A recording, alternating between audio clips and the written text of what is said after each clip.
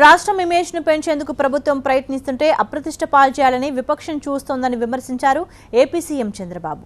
2.5 ఏళ్లుగా నిర్వహించిన కార్యక్రమాల్లో మహిళా పార్లమెంటు సదస్సు తనకు సంతృప్తినిచ్చిందని చెప్పారు చంద్రబాబు. నేషనల్ ఉమెన్స్ పార్లమెంట్ పెడితే దాన్ని డిస్టర్బ్ చేయడానికి వచ్చారు. ఎంత దుర్మార్గం అంటే దాన్ని చూసిన తర్వాత ప్రజలు కూడా ఆలోచించాల్సిన అవసరం ఉంది.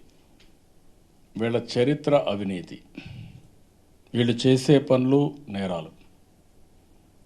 ఈ అవినీతిలో, ఈ నేరాల్లో రాష్ట్రం యొక్క ఇమేజ్ దెబ్బతీయాలని వీళ్ళకి అధికారం ఉన్నప్పుడు రాష్ట్రాన్ని భ్రష్టు పట్టించి బ్రాండ్ ఇమేజ్ పూర్తిగా దెబ్బతీశారు. నేను దావోసు పోతే ఒక ఆయన అడిగాడు, మీ వాళ్ళు ఆంటర్ప్రెన్యూర్స్ కాదు ఆంధ్రప్రెన్యూర్స్, మీ వాళ్ళు పేరేది పెట్టేశారు, మీకు మిమ్మల్ని చూస్తే అందరికీ భయం, ఎక్కడ మోసాలు చేస్తారని. చాలామంది జైలుకు పోయారు, మీరు సమాధానం చెప్తారని అడిగితే కాదు, అది గత చరిత్ర, అది కాంగ్రెస్ పీరియడ్లో అంతా అన్ని దగ్గర జరిగింది, మా దగ్గర కూడా జరిగింది, ఇప్పుడు ఆ పరిస్థితి లేదని నేను డిఫెండ్ చేసుకోవాల్సిన పరిస్థితి.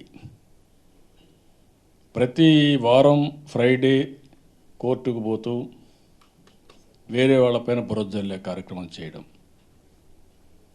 మనం ఇలాంటి పవిత్రమైన భావంతో రాష్ట్రాన్ని ప్రమోట్ చేయాలి, అమరావతిని ప్రమోట్ చేయాలి, ఎక్కడికక్కడ పెట్టుబడులు రావాలి, బ్రాండ్ ఇమేజ్ పెంచాలని మనం ప్రయత్నం చేస్తే ఎక్కడికక్కడ నేరాలు చేయాలి, అడ్డం పడాలి, ఇక్కడ ఏదో జరిగిపోతుందని బయట ప్రపంచానికి ఒక ఇంప్రెషన్ ఇవ్వాలి, ఎవరు పెట్టుబడులు పెట్టకుండా అడ్డుపడాలనే ప్రయత్నాలు వీళ్ళు చేస్తున్నారు.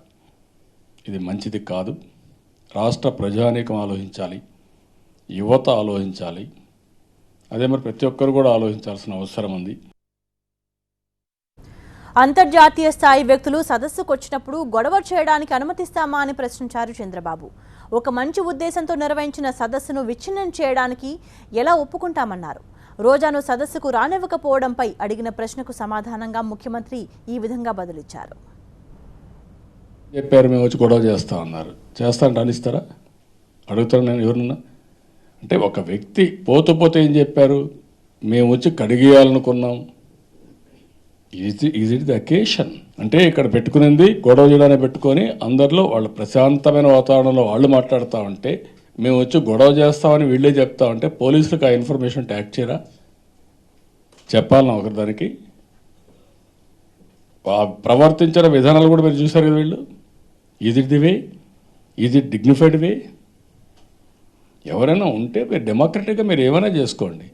చట్టాన్ని మా చేతులు తీసుకుంటాం, వైలెన్స్ చేస్తాం, తిడతాం, బండబూతులు తిడతాం, వచ్చి రసాబసా చేస్తాం అంటే ఎవరు వదిలిపెడతారండి?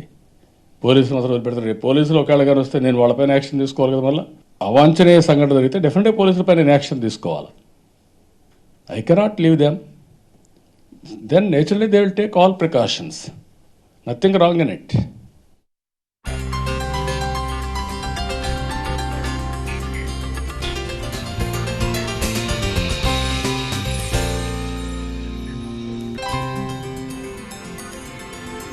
Welcome to Varadhi. ఏపీలో టీడీపీ, వైసీపీ మధ్య వైరం కొనసాగుతూనే ఉంది. అమరావతిలో జరిగిన మహిళా పార్లమెంటు సదస్సు సాక్షిగా మరోసారి 2 పార్టీల మధ్య పోరు తారాస్థాయికి చేరింది. వైసీపీ ఎమ్మెల్యే రోజాను సదస్సుకు రాకుండా మధ్యలోనే అడ్డుకున్నారు పోలీసులు. దీంతో తనను పిలిచి మరీ అవమానించారని రోజా ఆరోపిస్తున్నారు. అయితే సదస్సును విచ్ఛిన్నం చేయడానికి వైసీపీ కుట్ర పన్నిందని టీడీపీ నేతలు ఆరోపిస్తున్నారు. వీటితో పాటు ఏపీలో జరుగుతున్న అభివృద్ధి కార్యక్రమాలను మనతో పంచుకునేందుకు ఇవాల్టి వారధికి గెస్ట్గా వచ్చారు టీడీపీ అధికార ప్రతినిధి ముళ్లపూడి రేణుక. ముళ్లపూడి రేణుకతో మాట్లాడాలి అనుకునేవారు 1877760316 అనే టోల్ ఫ్రీ నెంబర్కి కాల్ చేయాలి, లేదా ఇంటర్నెట్ ద్వారా skype.com లాగిన్ అయి tv9.varadhi అనే ఐడికి కనెక్ట్ కావాలి. వెబ్ క్యామ్కి యాక్సెస్ ఉన్నవారు మాత్రమే స్కైప్ను ఉపయోగించాలి. మీ వీడియో డిస్ప్లే కాకుంటే కాల్ డిస్కనెక్ట్ అవుతుంది. మీ సిస్టమ్ వీడియో చాట్ని సపోర్ట్ చేయకపోతే 1877760316 అనే టోల్ ఫ్రీ నెంబర్కి కాల్ చేయాలి. వెల్కమ్ టు వారధి అండి. రేణుక గారు, అమరావతిలో జరిగిన మహిళా పార్లమెంటేరియన్ సదస్సు, దాని తర్వాత ఇంకా ఇక నుంచి ఏపీ అనేది ఇంటర్నేషనల్ స్థాయిలో కాన్ఫరెన్సెస్కి ఒక వేదిక కాబోతుంది అనుకోవచ్చు అంటారా? No, definitely for the first time మనకు ఏపీలో ఈ జాతీయ మహిళా సదస్సు, మహిళా పార్లమెంటు సదస్సు అని చెప్పి పెట్టుకుంటాం జరిగింది. మనకి స్వతంత్రం వచ్చిన తర్వాతే మొట్టమొదటిసారిగా మహిళల కోసం ఒక జాతీయ స్థాయిలో ఒక సదస్సు, అలాగే జాతీయ అంతర్జాతీయంగా కూడా అనేక రంగాల్లో విజయవంతులైనటువంటి అనేక రంగాలకు చెందినటువంటి వాళ్ళని ఇక్కడ ఆహ్వానించి మహిళల సమస్యల పట్ల, మహిళలకు భవిష్యత్తు మెరుగ్గా ఉండాలి అంటే కావాల్సినటువంటి పరిష్కారాల గురించి కానీ ఒక పెద్ద సదస్సులో ఒక బ్రెయిన్ స్టార్మింగ్ సెషన్, ఎందుకంటే అనేక అంశాల పట్ల చర్చించడం జరిగింది. అదేదో మహిళా సాధికారిత సదస్సు అంటే కేవలం రిజర్వేషన్ల కోసం చర్చించడం కోసమే పెట్టినటువంటి సదస్సు కాదు. ఎంతోమంది హైయర్ ఎడ్యుకేషన్ స్టూడెంట్స్ అందులో పార్టిసిపేట్ చేశారు, ఎంతోమంది మహిళలు పార్టిసిపేట్ చేశారు, వివిధ రాష్ట్రాల్లో ఉన్నటువంటి అసెంబ్లీ స్పీకర్స్ వచ్చారు, ఎమ్మెల్యేస్ వచ్చారు, ఎంపీస్ వచ్చారు, స్పోర్ట్స్ నుండి వచ్చారు, ఆర్ట్ అండ్ కల్చర్ నుండి వచ్చారు, ఇట్లా పారిశ్రామిక రంగం నుండి వచ్చారు. అనేక రంగాల్లో మనకు ఒక ఎన్జిఓస్ వచ్చారు. ఒక స్ఫూర్తిదాయకంగా నిలవటానికి ఆస్కారం ఉన్నటువంటి వాళ్ళని సాధ్యమైనంత మేరకు, ఎందుకంటే మనకు 100 కోట్ల మంది జనాభాలో మనం ఒక 3 రోజుల సదస్సులో 70-80 మంది మాట్లాడటమే అవకాశం ఉన్న దగ్గర మనం ఎంతవరకు అకామిడేట్ చేయగలుగుతామో అంతవరకు పిలిచాము. దాదాపు 350 పైగా ప్రతినిధులు రావటం జరిగింది. అలాగే స్టూడెంట్స్ వచ్చారు, ఒక 22,000 మంది స్టూడెంట్స్ వచ్చారు. ఇంత సదస్సు పెట్టుకున్న తర్వాత దీని అవుట్కమ్ 10 అంశాల పట్ల 54 గ్రూపులుగా తయారయ్యి అక్కడ చర్చించారు. డెఫినెట్గా ఏమంటే ఇవన్నీ కూడా కంపైల్ చేసి ఒక మంచి పాలసీ ఏవేవైతే అమలు చేయగలం, వచ్చిన సూచనలేంటి, సలహాలేంటి, పరిష్కరించడానికి మనం ఎన్నుకునేటువంటి మార్గాలేంటి, ఇవన్నిటినీ కూడా సమకూర్చి మళ్ళీ ఒకటి అమరావతి డిక్లరేషన్ పెట్టి ఆ రోజు పూర్తి స్థాయిలో ఈ 3 రోజుల యొక్క సదస్సు సారాంశాన్ని ప్రభుత్వం తరపున తెలియజేయడం జరుగుతుంది. అంటే పార్లమెంటేరియన్ సదస్సులో అంటే చాలా విషయాలు మాట్లాడడం జరిగిందంటే రిజర్వేషన్స్ మాత్రమే కాదు అనుకున్నప్పటికీ దే హ్యావ్ అది కూడా డిస్కస్ చేశారు. డెఫినెట్గా ఎందుకు స్పీకర్స్ కానీ ఎవరైనా అంటే మెయిన్ ఏంటి, ఒక మహిళ సాధికారిత సాధించాలి. ముందు మన భారతదేశంలో మనకు అనేక కట్టుబాట్లు, సంస్కృతి, సాంప్రదాయాల నేపథ్యంలో మహిళలు కొన్ని పనులకే వాళ్ళని పరిమితి చేయటం జరిగింది. అలా కాకుండా మహిళకు ఈవేళ వ్యవసాయం నుంచి అంతరిక్షంలోకి వెళ్ళే ఆస్ట్రోనాట్స్ వరకు చూస్తే ఏ రంగంలో, బ్యాంకింగ్ రంగం కానీ, కార్పొరేట్స్ కానీ, ఎడ్యుకేషన్ ఫీల్డ్ కానీ, స్పోర్ట్స్లో కానీ, you take any field there are successful women. వీళ్ళకి ఇంకా కావాల్సింది ఏంటి, ఒక ఎంకరేజ్మెంట్, సమాజం నుంచి సపోర్టు, కుటుంబం నుంచి ప్రోత్సాహం, అలాగే తన సహచరుల నుంచి కొంత తోడ్పాటు, అండదండలు, ఇట్లాంటివి ఎప్పుడైతే లభిస్తుందో తప్పకుండా ఇది 50% ఉన్నటువంటి మహిళలు అన్ని రంగాల్లో, ఆర్థిక, సామాజిక, రాజకీయ రంగాల్లో పూర్తి స్థాయిలో సాధికారత సాధించినప్పుడే మనకు దేశం కానీ రాష్ట్రం కానీ సమగ్ర అభివృద్ధి చెందుతుంది. కాబట్టి ఈవేళ రైట్ ఫ్రమ్ ప్రెగ్నెన్సీ అంటే మనం చూసాము ఏది జెండర్ డిస్క్రిమినేషన్, భ్రూణ హత్యలు మొదలు, అమ్మాయి పుడితే అది కొండంత భారం కాదు, కొండంత అండా అనుకునేటువంటి విధంగా అవగాహన కల్పించి ఒక భరోసా, ధైర్యం ఇవ్వగలిగింది ఈ సదస్సు ద్వారా. అలాగే పిల్లలు, girls and education, girls and health, girls and nutrition, girls and employment, girls and business, ఈ విధంగా అనేక రంగాల్లో మనం ఇంకా సీకర్స్ కాదు. మనం విమెన్ అంటే ఎంతసేపు పక్కన మనకి ఇస్తే మనం తీసుకునే వాళ్ళమే కాదు, మనం కూడా 10 మందికి ఇవ్వగలిగేటువంటి శక్తి, సామర్థ్యం ఉంది. మనలో ఇన్నర్ టాలెంట్ని మనం తెచ్చుకోవాలి, మనమే ఆపర్చునిటీస్ని క్రియేట్ చేసుకోవాలి, దానికి ప్రభుత్వాలు కూడా తోడ్పాటు ఇవ్వాలి. కాబట్టి అది ఏ విధంగా ఉంటుంది, ప్రాతినిధ్యము చట్టాలు, ఎందుకంటే చట్టాలు చేసేటువంటి చట్టసభల్లో మహిళలు కూడా మరి ఉన్నత ఒక స్థాయిలో ఉంటేనే ఒక మంచి పాలసీస్ వస్తాయి మహిళలకు సంబంధించినటువంటి అంశాల పట్ల అనే దిశగా కూడా చర్చలు జరిగాయి. కానీ అదొక్కటే కాదు అనేది నేను చెప్తాను. రెడ్డిని మీతో మాట్లాడడానికి మిన్నెసోటా నుంచి కాలర్ రెడీగా ఉన్నారు. మనోహర్ గారు చెప్పండి. హలో, నమస్కారం. నమస్కారం రేణుక గారు. నమస్కారం అండి. ఒక్కరే చెప్తుండ్రు మహిళా సాధారణత, ఇది మహిళకు, అది మహిళకి, ఇది ప్రపంచవ్యాప్తంగా 200 ఏళ్ల క్రితమే స్వాతంత్రం వచ్చిన అమెరికా లోపల ఆ స్త్రీకి అన్ని ఉంటాయి ఇక్కడ, కానీ ఆమెని పొలిటికల్ అగనగా దొరికేసి పైకి రానియలేదు. అందులో భారతదేశం లోపల ఇప్పుడు టీడీపీ గవర్నమెంట్ లోపల మీరు చెప్తున్న సంఘటనలు వినండి. ఎంఆర్ఓను కూడా ఏం చేసినండి మీరు? మన అనంతపూర్లో స్త్రీని ఒక సర్పంచ్ నానా ఘోరంగా దంతే ఏం చేసిందండి మీ ప్రభుత్వం.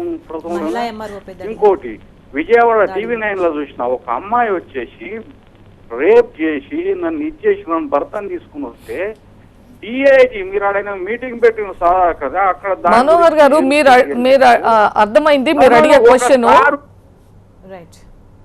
మీరు అడిగేది అర్థమైంది. అది చాలా ఇప్పుడు మనకు భారతదేశంలో నేషనల్ క్రైమ్ బ్యూరో ఒకటి ఉంది. వాళ్ళు ప్రతి ఇయర్ కూడా ఒక రిలీజ్ చేస్తూ ఉంటారు భారతదేశంలో క్రైమ్ రేట్ ఎలా ఉంది వేరియస్ ఆస్పెక్ట్స్లో. అలాగే ఈ చిల్డ్రన్ మీద అంటే అమ్మాయిల మీద ఎస్పెషల్లీ ఎలా జరుగుతుంది అనేటువంటిది ఇచ్చినప్పుడు బీహార్ తర్వాత గత 10 సంవత్సరాల్లో చూస్తే ఉమ్మడి ఆంధ్రప్రదేశ్లో హైయెస్ట్ ఉంది. అయితే మనం ఈరోజు తీసుకున్నటువంటి చర్యల మూలంగా ఆ ఇన్సిడెన్స్ తగ్గింది, కానీ పూర్తిగా నిర్మూలించబడలేదు. 1-2 ఇన్సిడెంట్స్ ఈ విధంగా ఎక్కడైనా జరిగితే వెంటనే చట్టపరంగా కానీ ప్రభుత్వ పరంగా కానీ అధికారులు ఏ స్థాయిలో ఏ విధమైనటువంటి చర్యలు తీసుకోవాలో వాళ్ళ పట్ల తీసుకుంటాం జరిగింది, జరుగుతుంది. ఇది చివరి ఇన్సిడెంట్స్ ఇలాంటివి అవ్వాలనే ప్రభుత్వం యొక్క తపన. దానికోసం చేస్తున్నటువంటిదే ఈ యొక్క పాలసీస్ అన్ని, దానికోసం పెట్టేటువంటిదే ఈ సదస్సులన్నీ. అందులో మహిళలు ఏ విధంగా ఒక డిఫెన్స్ మెకానిజంని డెవలప్ చేసుకోవాలి కాలేజ్ లెవెల్లో పిల్లలు అనేటువంటిది కూడా డిస్కస్ చేయటం జరిగింది. కాబట్టి ఇప్పుడు మాట్లాడినటువంటి మనోహర్ గారు ఒకటి గమనించాలి, ఇది ఒక్కటే, ఇది ఎప్పుడో ఈ ప్రభుత్వంలో ఇదే మొట్టమొదటిసారిగా జరిగినటువంటి విషయం కాదు. But at the same time జరిగినటువంటి విషయం పట్ల ఏదైతే అమ్మాయిల మీద ఈవ్ టీజింగ్ కానీ లేదంటే యాసిడ్ దాడులు కానీ అలాంటి ఎక్కడ జరిగినా మన రాష్ట్రంలోనే కాదు పక్క రాష్ట్రంలోనే కాదు ఈ భారతదేశంలో ఎక్కడ జరిగినా కూడా ఖండించవలసిందే, దాని మీద సివియర్ యాక్షన్ తీసుకోవాల్సిందే. అటువంటి దాంట్లో ఈ ప్రభుత్వం కూడా ఎప్పుడు రాజీ పడదు. ఆ విధంగా ఉండటం మూలంగానే ఇవాళ మనకు ఆ యొక్క ఇన్సిడెంట్స్ ఏదైతే క్రైమ్ రేట్ అనేటువంటిది ఉందో ఈ బాలికల మీద జరిగేటువంటి తగ్గింది అని మాత్రం చెప్పదలుచుకున్నాను. ఓకే అండి, నెక్స్ట్ వీడియో చాట్లో ఉన్నారు కువైట్ నుంచి నాగేంద్ర బాబు గారు, చెప్పండి. రేణుకా గారు నమస్తే. నమస్కారం అండి. ఐ హావ్ 2 క్వశ్చన్స్ అండి. ఒకటి మహిళల గురించి, ఇంకోటి అమరావతి బ్రాండ్ గురించి. ఈ మహిళా సదస్సులో వక్తలంతా సమానత్వం, హక్కులు, వేధింపులు, అణిచివేత గురించి ఉపన్యాసాలు ఇచ్చారే తప్ప కుటుంబ బంధం, అత్తమామలకు సేవ చేయాలని కానీ, పోగొట్టుకున్న ఉమ్మడి కుటుంబ వ్యవస్థ గొప్పతనం గురించి కానీ, పేద మహిళ సమస్యలు కానీ, పనిచేసే చోట జరుగుతున్న వేధింపులు, ముఖ్యంగా సామాన్య మధ్యతరగతి మహిళలు విద్యార్థులపై కొన్ని ప్రాంతాల్లో జరుగుతున్న అత్యాచారాలు, కులపరమైన వేధింపుల గురించి కానీ ఇవన్నీ మీకు ఎందుకు చర్చకు రాలేదు? ఇవన్నీ మీకు ఎందుకు కనిపించలేదు? అవి కూడా చర్చించడం జరిగింది. ప్రభుత్వం గురించి నేను అడగలేదు. 1 మినిట్. సెకండ్ క్వశ్చన్, విభజన అమరావతికి బ్రాండ్ ఇమేజ్ తీసుకొచ్చే ప్రయత్నంలో గోదావరి, కృష్ణా పుష్కరాలు, హ్యాపీ సండే, నేవీ విన్యాసాలు మరియు మచిలీపట్నం పడవల పోటీలు, ఇంటర్నేషనల్ ఫ్లిట్ రివ్యూ, ఎయిర్ షోలు, భాగస్వామ్య సదస్సు, ఇప్పుడు దేశంలో తొలిసారిగా మహిళా పార్లమెంటు సదస్సు, వీటి నిర్వహణ వేరైనప్పటికీ అమరావతి బ్రాండ్ ఇమేజ్ను ప్రాంతీయ, జాతీయ, అంతర్జాతీయ సమాజ దృష్టిని అమరావతి వైపు మళ్లిస్తున్న నారా చంద్రబాబు నాయుడు కృషికి ధన్యవాదాలు. కానీ అమరావతి డిక్లరేషన్ ప్రకటించకుండానే సదస్సు ఎందుకు ముగించవలసి వచ్చింది? థ్యాంక్ యూ అండి. ఇప్పుడు అక్కడ వీటి గురించి చర్చించలేదు అంటున్నారు, అది కరెక్ట్ కాదు. మొట్టమొదటి చెప్పేది అక్కడ అదే ఇంతకు ముందు అన్నట్లుగా చాలా అంశాల పట్ల అక్కడ డిస్కషన్ జరిగింది. దాదాపు 22,000 మంది విద్యార్థులు ఆ డిస్కషన్స్లో పాల్గొన్నారు. వాళ్ళని మళ్ళీ ఇండివిజువల్గా 100 మందిని కలిపి ఒక రౌండ్ టేబుల్స్ వేసి అక్కడ చర్చించుకోమని చెప్పి ఈ సబ్జెక్ట్స్ అన్ని కూడా ఇచ్చాము. ఏది ఇట్లాంటిది ఏదైనా డొమెస్టిక్ వైలెన్స్, కుటుంబ ప్రోత్సాహం. ఇన్ఫ్యాక్ట్ ఈవేళ కొత్తగా రాష్ట్ర ప్రభుత్వం అమ్మకి వందనం మొట్టమొదటిసారిగా అసలు తల్లిదండ్రుల్ని గౌరవించాలి, మన యొక్క లైఫ్ స్టైల్ అక్కడి నుంచి మొదలవ్వాలి. మనం సోర్స్ ఎక్కడి నుండి అయితే వచ్చామో ఆ తల్లిదండ్రులకి మనం గౌరవం ఇచ్చినప్పుడే మనలో ఒక ఏదైతే తగ్గిపోతున్నటువంటి ఈ కల్చరు ఇదంతా తగ్గి మోడర్నైజేషన్ అనేటువంటి ముసుగులో ఆ దీంట్లో ఏదైతే కల్చర్ని మర్చిపోతున్నారో వాళ్ళందరికీ మళ్ళీ ఇవి తెలియజేయాలనేటువంటి ఉద్దేశంతో అమ్మకి వందనం అనేటువంటి కార్యక్రమం ప్రభుత్వం అనౌన్స్ చేసింది. అతి త్వరలో మొత్తం ప్రతి స్కూల్లో కూడా ఆ రోజున వాళ్ళ పేరెంట్స్ని పిలిపించటం, తల్లికి పాద పూజ చేసి వారికి ఒక ఇది గ్రాటిట్యూడ్ ఎక్స్ప్రెషన్ కోసం అని కూడా ఒక కార్యక్రమం ఇదన్నీ ఎందుకు చేస్తున్నామంటే ఇది మళ్ళీ బాండింగ్ అని ఒక మనకు ఉన్నటువంటి కల్చర్ని తీసుకురావాలనేటువంటి ఉద్దేశంతో. రెండవది వచ్చేప్పటికీ వారు అడిగింది ఏదైతే బ్రాండ్ ఇమేజ్ గురించి చెప్తున్నారు, డెఫినెట్గా వారే చెప్పారు ఏమేమి ఎఫర్ట్స్ చేస్తుంది ఈ యొక్క గవర్నమెంట్ అనేటువంటిది. సో ఐఎమ్ వెరీ హ్యాపీ, మీరు అందరూ కూడా అబ్జర్వ్ చేస్తూ ఉన్నారు. ఇంకో డిక్లరేషన్ ఎందుకు పెట్టలేదు అన్నారు. ఇంతకుముందు చెప్పినట్టుగా టూ మెనీ అనమాట. అంటే 3 days కూడా పిల్లలు they were so involved in the summit and discussions and debates. చాలామంది విద్యార్థులు ఆ అమ్మాయిలతోటి కూడా మాట్లాడించడం జరిగింది. సుమారు 20-30 మంది అమ్మాయిలు మాట్లాడారు అక్కడ. వాళ్ళందరూ ఇచ్చినటువంటి సలహాలు, సూచనలని అప్పటికప్పుడు మనం కంపైల్ చేసి దాన్ని పాలసీలోకి తీసుకురాలేం కాబట్టి మొత్తం అందరివి కూడా తీసుకున్నాము. ఇప్పుడే కాదు, వెళ్ళిన తర్వాత కూడా ఇప్పుడు వచ్చినటువంటి పిల్లలు ఇంకా ఏదైనా మాకు పంపించాలి అనుకున్నా కూడా వాళ్ళ కాలేజెస్లో కానీ ఎక్కడైనా సరే అన్నీ పంపిస్తే వాటన్నిటిని అప్పుడు కంపైల్ చేసి ఒక పాలసీ అనౌన్స్ చేయాలి, అప్పుడు డిక్లరేషన్ తీసుకురావాలనేటువంటి ఉద్దేశంతో తప్ప దీన్ని ఏదో తూతూ మంత్రంగా చేయాలనేటువంటి ఉద్దేశం లేదు. దీని మీద చాలా ఫోకస్డ్గా ఉన్నాం కాబట్టి వీ హ్యావ్ డిలేడ్, బట్ డెఫినెట్గా will come up with a declaration. ఓకేనే, మరో కాలర్ రెడీగా ఉన్నారు హైదరాబాద్ నుండి. రాజేంద్ర గారు చెప్పండి. హలో రాజేంద్ర గారు. ఓకే అండి, అంటే కొన్ని దశాబ్దాలుగా మహిళలకు 33% రిజర్వేషన్ పార్లమెంట్లో ఇవ్వడం కోసమని అంటే దశాబ్దాలుగా డిలే అవుతూ వస్తుందంటే ఇప్పుడు మహిళా పార్లమెంటరీల సదస్సు అంతర్జాతీయ స్థాయిలో ఏపీలో జరిగిందంటే ఈ నేపథ్యంలో కూడా అంటే 33% రిజర్వేషన్ సాధించాలి పార్లమెంట్లో అంటే ఎటువంటి చేంజెస్ రావాల్సి ఉంది, ఎటువంటి మార్పులు రావాల్సి ఉంది? అంటే ఇప్పటికే అది మొట్టమొదటిసారి 1996 దేవేగౌడ గవర్నమెంట్లో పార్లమెంట్లో ఈ మహిళా బిల్లును ప్రవేశపెట్టడం జరిగింది. ఆ తర్వాత 2-3 సందర్భాల్లో ఎప్పుడైతే ఒకసారి లోక్సభకు వచ్చినప్పుడు కానీ ఒకసారి రాజ్యసభకు వచ్చినప్పుడు కానీ అన్నీ ఇప్పుడు ఎందుకంటే ఇది బిల్ పాస్ అవ్వాలి అంటే మిగతా రాజకీయ పార్టీలు కూడా దానికి మనకు మెజారిటీ కావాలి కాబట్టి అక్కడ ఆగిపోయింది. సమాజ్వాదీ పార్టీ ఒకసారి అబ్జెక్ట్ చేసింది, అలాగే జేడీయూ అబ్జెక్ట్ చేసింది. కొన్ని పార్టీలు ఏమంటే ఈ రిజర్వేషన్ బిల్లు వద్దు అనేటువంటి దాంతో వాళ్ళు అది ఆగిపోయి ఆ పేపర్లని టేబుల్ చేయగానే లాక్కుని వెళ్ళిపోయి చింపేసినటువంటి పరిస్థితులు ఉన్నాయి గతంలో 2-3 సందర్భాల్లో. 1-2 సార్లు ఆ టైం ల్యాప్స్ అయిపోతుందని చెప్పి మళ్ళీ అది రాజ్యసభలో పెట్టారు. ఆ తర్వాత మళ్ళీ ఇప్పుడు అది పెండింగ్లో ఉంది. కాబట్టి ఇప్పుడు ఎన్డీఏ గవర్నమెంట్ వచ్చిన తర్వాత మళ్ళీ దాన్ని డెఫినెట్గా తీసుకొని వచ్చి ఇది కంప్లీట్ చేయాలి అనేటువంటిది ఉంది. ఇంకోటి వచ్చేప్పటికి 50% ఆఫ్ ది స్టేట్స్ కూడా ఆ యొక్క అసెంబ్లీస్లో ఇది రెజల్యూషన్ పాస్ చేసి పంపించాలనేటువంటిది కూడా ఉంది. అందుకోసం ఈ కాన్స్టిట్యూషన్ అమెండ్మెంట్ కాబట్టి ఇది 108th amendment of the constitution కింద తీసుకుంటాం జరిగింది. అది ఈసారి ఇప్పుడు ఈ నెక్స్ట్ 2 yearsలో అవుతుందనే విశ్వసిస్తున్నాం. తప్పకుండా సెంట్రల్ గవర్నమెంట్ కూడా దీనికి కమిటెడ్గా ఉంది అని చెప్పి అనిపిస్తుంది. దీనికి ఇనిషియేటివ్గా ఎందుకంటే మహిళా సాధికారత అంటేనే Chandrababu garu he's the champion of women empowerment. Not only now, even in the past కూడా చూస్తే when he was the chief minister he was the one who took initiative.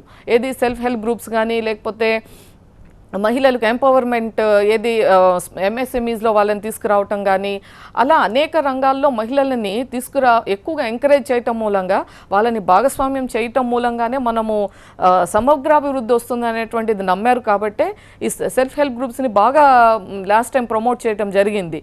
ఇప్పుడు కూడా చూస్తే ఈ లాస్ట్ 2 yearsలో కూడా అనేక కార్యక్రమాలు for women and child welfare, ఏది ప్రెగ్నెంట్ విమెన్కి కానీ అలాగే తల్లి బిడ్డ ఎక్స్ప్రెస్, ద మినిట్ ఒక ఫోన్ కాల్ చేస్తే చాలు ఎవరైనా ప్రసవ సమయంలో వాళ్ళకి పెయిన్స్ మొదలైతే వెంటనే ఈ యొక్క తల్లి బిడ్డ ఎక్స్ప్రెస్ వెళ్ళి వాళ్ళని తీసుకొని వచ్చి అయిపోయిన తర్వాత కూడా వాళ్ళని ఇంటికి పంపించేటప్పుడు మళ్ళీ వాళ్ళకు ఒక కిట్ అంతా కూడా వాళ్ళకి కావాల్సినటువంటి న్యూట్రిషను అదంతా కూడా ఒక కిట్ ఇచ్చి మళ్ళీ ఒక అన్నలాగా వాళ్ళని ఆదుకుంటూ వాళ్ళని పంపించేటువంటి పరిస్థితి మనం పెన్షన్స్ చూసాము. అలాగే కొత్తగా మనం ఏంటంటే పసుపు కుంకుమ అని ఒక ప్రోగ్రాం పెట్టారు. ఏదైతే మనం ఇచ్చేటువంటి పట్టాస్ ఉన్నాయో అవి కూడా విమెన్ పేరు మీద, ఎందుకంటే వాళ్ళకు ఒక సోషల్ సెక్యూరిటీ, ఒక ఫైనాన్షియల్ సెక్యూరిటీ కూడా ఉండాలనేటువంటి ఉద్దేశంతో వాళ్ళకి ఇచ్చే పట్టాస్ అన్నీ కూడా ఈ పసుపు కుంకుమ అనేటువంటి ప్రోగ్రాం ద్వారా ఆ మహిళల పేరు మీద పట్టాలు ఇవ్వటం. అయితే వాళ్ళని ఇంతకుముందు ఏదైతే అసైన్డ్ ల్యాండ్స్ వాళ్ళకు ఉన్నవి వాటన్నిటిని కూడా రెగ్యులరైజ్ చేసి ఇవ్వటం కూడా జరిగింది. ఇవన్నీ కూడా అనేక కార్యక్రమాలు చేస్తూ ఉన్నది ఇప్పుడు స్టేట్ గవర్నమెంట్. ఇంకా భవిష్యత్తులో మరింత సాధికారిత రావాలి అంటే ఈ యొక్క సదస్సులో వచ్చినటువంటి సూచనలను డెఫినెట్గా ఒక డిక్లరేషన్ కింద తీసుకుని then will make it into actionable plan ఏంటనేది తయారు చేసుకుని then will move forward. Okay, మరో కాలర్ ఉన్నారు కువైట్ నుండి. సత్య గారు చెప్పండి. హలో సత్య గారు. నేను 2 క్వశ్చన్లు అడుగుతాను మేడం. హలో చెప్పండి సత్య గారు. ఇప్పుడు నేను అడిగింది ఏంటంటే ఇప్పుడు అధికార పార్టీ కానీ ప్రతిపక్ష పార్టీ కానీ మీ ఇద్దరి మధ్యన ఎందుకు ఒక విధమైనటువంటి ఆరోగ్యకరమైన వాతావరణం ఎప్పటి నుంచో లేదు, స్టార్టింగ్ నుంచి ఎక్కడో మిస్సింగ్ అండి. ఎందుకంటే అంటే గతంలో చంద్రబాబు నాయుడు గారు గతంలో 9 సంవత్సరాలు పరిపాలించినప్పుడు కానీ అంతకుముందు ఎన్టీఆర్ రామారావు టైంలో కానీ వాళ్ళు అంటే మంచి పని చేస్తే మంచిగాను లేకపోతే చెడ్డ పని చేస్తే చెడ్డగాను అనుకునే సందర్భాలు ఎన్నో ఉన్నాయి. ఇక్కడ ఏంటంటే మీ ఇద్దరికి అధికార పార్టీ కానీ ప్రతిపక్ష పార్టీ వైఎస్ఆర్సీపీ కానీ మీ ఇద్దరికి ఎక్కడో అసలు ఫస్ట్ నుంచి స్టార్టింగ్ నుంచి మేము ఎలక్షన్ అయ్యేటప్పటి నుంచి వస్తున్నాము, మీరు ఏ చేసినా వాళ్ళ వితండవాదం అంటాం, వాళ్ళవి ఏ చేసినా మీకు నచ్చకపోవటం, మరి ఏంటో అర్థం కావట్లేదు అది. సో మీ సైడ్ నుంచి ఎక్కడో కొంచెం ప్రయత్నం చేయొచ్చు కదా, ఒక మంచి వాతావరణం క్రియేట్ అయితే. ఎందుకంటే అండి భారతదేశంలో బహుశా ఇంత సత్య దారుణ గారు. పరిస్థితి మన ఆంధ్రప్రదేశ్ లో ఉందాం అనుకున్నాం. నెక్స్ట్ ఇంకో క్వశ్చన్ వచ్చేసి మేడం, ప్రత్యేక హోదాపై ప్రభుత్వం ప్రజల్లో అసలు నిజంగా ప్రత్యేక హోదా కావాలా వద్దా అనే దానిపై ప్రభుత్వం ఒక సర్వే చేస్తే బాగుంటుందేమో అని మేము అనుకుంటున్నామండి. ఎందుకంటే అండి ఇది మెజార్టీ ప్రజల అభిప్రాయం సేకరించిన తర్వాతే ప్రభుత్వం, లేకపోతే ఏంటంటే వచ్చే ఎలక్షన్లో మళ్ళీ మీకు ఇబ్బంది 100% మీకు ఇబ్బంది ఉండటం మాత్రం వాస్తవం అండి. ప్రభుత్వం అంటే టీడీపీ ప్రభుత్వం దీనిపై స్పందించి ఒక సర్వే ఒకటి చేయించుకుంటే బెటర్ అనేది మేము అనుకుంటున్నాం. అంటే ఈ అభిప్రాయం ప్రత్యేక హోదాపై స్పెషల్ గా. Okay, thank you madam, thank you. మొట్టమొదట అడిగినటువంటి క్వశ్చన్కి సమాధానం కూడా మీకే తెలుసు ఏంటి అనేది. ఎలా అంటే ఉదాహరణకు చూస్తే తెలుగుదేశం పార్టీ ఈ యొక్క 83 నుంచి ఈ రోజు వరకు అనేక సందర్భాల్లో అపోజిషన్లో ఉంది, రూలింగ్లో ఉంది, అనేక పార్టీలతో కలిసి పనిచేసింది, ఒక అలయన్స్లో పనిచేసింది. రాష్ట్ర రాజకీయాల్లోనే కాదు దేశ రాజకీయాల్లో కూడా ఎంతో కీలకమైన పాత్ర పోషించినటువంటిది తెలుగుదేశం పార్టీ. ఆ రోజు నేషనల్ ఫ్రంట్లో కానీ, యునైటెడ్ ఫ్రంట్లో కానీ, తర్వాత NDA 1 కానీ, ఇప్పుడు NDA 2 కానీ. అలాగే చంద్రబాబు నాయుడు గారికి ఉన్నటువంటి రాజకీయ అనుభవం, వారిని ఒకసారి చూస్తే ఎప్పుడూ కూడా శత్రువునైనా సరే మనం కలుపుకొని వెళ్ళాలి, రాజకీయంగా అనేటువంటిది ఎన్నికలకు మాత్రమే పరిమితం అవ్వాలి అనేటువంటిది ఒక అనుభవంతో, ఒక ఆలోచనతో ఉండేటువంటి నాయకుడు చంద్రబాబు నాయుడు గారు. మీరు గతంలో కూడా చూస్తే అనేక సందర్భాల్లో ప్రతిపక్ష నాయకుడిగా కూడా 10 సంవత్సరాలు ఉన్నారు. అంతకుముందు 95 నుంచి 2004 వరకు ముఖ్యమంత్రిగా చేశారు. ఎప్పుడూ కూడా ఇటువంటి పరిస్థితి ఎదుర్కోలేదు కదా చంద్రబాబు నాయుడు గారు. అంటే ఇక్కడ లోపం ఎవరిలో ఉంది అనేటువంటిది మీరు ఒక్కసారి ఇక్కడ గమనించాల్సినటువంటి పరిస్థితి. ఈరోజు ఎందుకు ప్రతిపక్షంలో ఉన్నటువంటి వాళ్ళకి అవగాహన లేకపోవటం. మొట్టమొదటిసారి వాళ్ళు పార్టీ పెట్టారు, ఒక సానుభూతిని నమ్ముకొని వచ్చినటువంటి పార్టీ. వాళ్ళకు ఒక ఎజెండా కానీ, ఒక స్ట్రక్చర్ కానీ, ఒక విధి విధానాలు కానీ, అంటే ఏ రోజుకి ఆ రోజు ఒక డైలీ క్యాష్ బుక్ లాగా వాళ్ళు చూస్తున్నారే తప్ప వాళ్ళకి ఒక లాంగ్ టర్మ్ విజన్ కానీ, ఈ రాష్ట్రానికి రాష్ట్ర విభజన జరిగిన తర్వాత ఉన్నటువంటి భవిష్యత్తు ప్రణాళిక కానీ, లేదా రాజకీయంగా ఒక విధానం కానీ వాళ్ళకి ఎటువంటిది లేకపోవటం మెయిన్ వచ్చినటువంటి ప్రాబ్లం. దాంతోపాటుగా ఈరోజు విభజన జరిగిన తర్వాత అక్కడ జరుగుతున్నటువంటి కార్యక్రమాలకు వాళ్ళు ఒక నిర్మాణాత్మకమైనటువంటి సలహాలు సూచనలు ఇవ్వవలసింది పోగా వాళ్ళు ప్రతి చిన్నది కూడా ఎలా రాజకీయం చేసి, అంటే ఏదన్నా ఒక మంచి కార్యక్రమం రాష్ట్రంలో అంటే చాలు ఆ ముందు రోజో ఏదో ఒకటి రచ్చ చేసి ఆ యొక్క మొత్తం ఇష్యూని డైవర్ట్ చేసి చర్చ అంతా కూడా అసలు దాని మీద కాకుండా దీని మీద జరిగేటువంటి విధంగా. ఎందుకంటే వాళ్ళకు ఒక ప్రజల యొక్క ఎజెండా వాళ్ళకి లేదు కాబట్టి ఈరోజు ఇతర పార్టీలు సెట్ చేసినటువంటి ఎజెండాని ఫాలో అవటం కానీ, లేదా ఇటువంటి ఒక నెగిటివ్ పాలిటిక్స్, ఈ నెగిటివ్ కన్స్ట్రక్టివ్ పాలిటిక్స్ కాకుండా ఒక డిస్ట్రక్టివ్ పాలిటిక్స్ లేదా డిస్ట్రాక్టివ్ పాలిటిక్స్ని నమ్ముకొని చేస్తున్నటువంటి పరిస్థితి. అందుకోసమే ఎప్పుడు కూడా ఆ ఫ్రిక్షన్ మన దగ్గర ఉంది. మీరు పక్క రాష్ట్రంలో కానీ మనకు చూస్తూ ఉంటే ఒక మంచిని మంచిగా ముందుకెళ్తున్నారు, చెడుని చెడుగా వెళ్తున్నారు. ఇక్కడ అలా కాదు, రామా అన్న కూడా వాళ్ళకు బూతులాగా వినిపించి దాన్ని కూడా రాజకీయం చేసేటువంటి పరిస్థితి మనం. ఓకే అండి, మరో కాల్ ఉన్నారు న్యూజెర్సీ నుండి. శ్రీధర్ గారు చెప్పండి. నమస్తే రేణు గారు. నమస్కారం అండి. నమస్తే మేడం. మహిళా సదస్సు చాలా బాగా జరిగిందండి. ఒక 2 క్వశ్చన్స్. ముఖ్యంగా మహిళలకి కావాల్సింది మంచి ఎడ్యుకేషన్. ముఖ్యంగా మన రాష్ట్రంలో ఏంటంటే ల్యాక్ ఆఫ్ లిటరసీ చాలా ఎక్కువ. అలాంటిది మీరు ఒక ఎడ్యుకేషన్ సిస్టమ్ పైన సదస్సులో ఎందుకు మీరు చాలా ఇంపార్టెంట్ టాపిక్ అండి. ఎందుకంటే వేలు లక్షలు పోసి ఈ ప్రైవేటు స్కూళ్ళలో, ప్రైవేటు కాలేజీలలో చదవడానికి కొంతమంది పేద మధ్యతరగతి ఆడపిల్లలు చాలా కష్టపడుతున్నారు. అలాంటప్పుడు ఎడ్యుకేషన్ సిస్టమ్ రిఫార్మ్స్ తీసుకురావడానికి ఆ సదస్సులో ఏమీ మాట్లాడలేదు. కనీసం స్కూళ్ళలో కాలేజీలలో టాయిలెట్స్ కూడా లేవు మహిళలకి కదా, అదొకటి. సెకండ్, ఆ మధ్య నేను ఒక గుంటూరులో ఒక మహిళ ప్రెగ్నెంట్ అయిన తర్వాత డెలివరీ టైంలో ఒక చిన్న బాబుని ఎలుకలు, గవర్నమెంట్ హాస్పిటల్లో ఎలుకలు కొరికితే చనిపోయాడండి. అంటే మహిళ ఎప్పుడు అయినా కుటుంబం బాగుంటే మహిళ బాగుంటుంది కదా. కాబట్టి ఒక బాబుని, పుట్టిన బాబుని ఎలుకలు కొరికే స్థాయిలో మన గవర్నమెంట్ హాస్పిటల్స్ గుంటూరులో ఉన్నాయంటే, ఆంధ్రప్రదేశ్లో ఉన్నాయంటే వాటి గురించి కూడా ఎక్కడ సదస్సులో మాట్లాడలేదు. అంటే సదస్సులో ఊరికే ఉపన్యాసాలు కాకుండా మీరు ఒకసారి మొత్తం ప్రోగ్రామ్ ఒకసారి తిరిగేసి చూసుకోండి. మీరు అందరూ కూడా అంటే మనం half knowledge is full dangerous అన్నట్టు అక్కడ పూర్తి స్థాయిలో ఏం జరిగింది సదస్సులో అన్నది కూడా తెలుసుకోవాల్సిన అవసరం ఉందండి.